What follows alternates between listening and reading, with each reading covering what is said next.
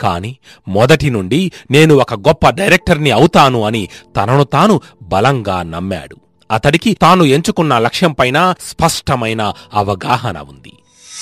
ఒక సాధారణ మనిషిని విజేతగా మార్చేవి అతడు ఏర్పరుచుకున్న లక్ష్యాలు మాత్రమే. ఆశయం స్పష్టంగా ఉంటే విజయం దానంతటా అదే వస్తుంది. ప్రతి వ్యక్తి కూడా స్థిరమైన లక్ష్యం, తాను చెయ్యాలనుకునే పనుల పట్ల నిశ్చితమైన అభిప్రాయాన్ని కలిగి ఉండాలి. అప్పుడే జీవితంలో ఉన్నత స్థానాలకు చేరుకోగలడు. అలా కాకుండా తాను చేసే పనుల గురించి స్పష్టమైన అవగాహన, ఏకాగ్రత లేని వ్యక్తి ఎప్పుడూ ఏదో ఒక గందరగోళంలో ఇరుక్కొని ఎన్నేండ్లైనా అదే స్థానంలో ఉండిపోతాడు. జీవితంలో అత్యంత క్లిష్టమైన అంశం లక్ష్యాన్ని, మనం రాణించవలసిన రంగాన్ని నిర్ణయించుకోవడమే. మనకు ఏం కావాలో, మనం ఏం చెయ్యాలో తెలుసుకోకపోవడం నిజంగా ఎంతో విషాదకరం. ఏదో కాలం చూపించిన తోవలో, గాలి ఎటు వీస్తే అటు వెళ్లిపోయే నావలో కాదు. మనం ఎంచుకున్న లక్ష్యం వైపు, మనం కోరుకున్న జీవితం కోసం విజయ పథంలో ముందుకు సాగాలి. ప్రముఖ హాలీవుడ్ దర్శకుడు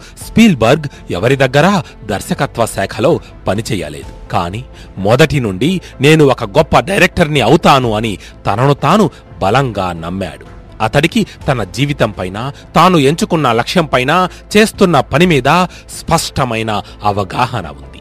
ఆ స్పష్టత ఇంకా నమ్మకమే అతడి కలను నిజం చేశాయి. నేడు ప్రపంచ గొప్ప దర్శకులలో ఒకడిగా నిలిచాడు స్పీల్బర్గ్. ఈ విధంగా తన లక్ష్యాన్ని అతడు సాధించాడు. ఇలా మనం కూడా మనకు ఇష్టమైన రంగాన్ని ఎంచుకొని, లక్ష్యాలను ఏర్పరచుకొని వాటి కోసం శ్రమించాలి.